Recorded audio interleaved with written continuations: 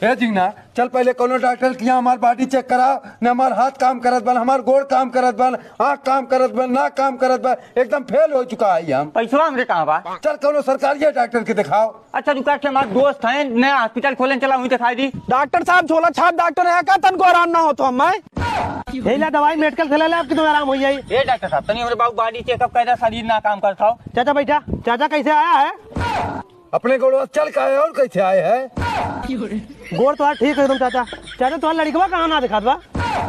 को डॉक्टर साहब एकदम अनहरे है का इकान हमार लड़को खड़ा बा। अच्छा तुम्हारे आँख बराबर देखा तुम्हारा आँख भी सही बा। को तुम्हार बाबू चूतिया है का? 10 साल चूतिया डॉक्टर है। एक मतलब तुम्हारे सुना तो काम तुम्हारा ठीक बा। चाचा एक दवाई लेके आवत है।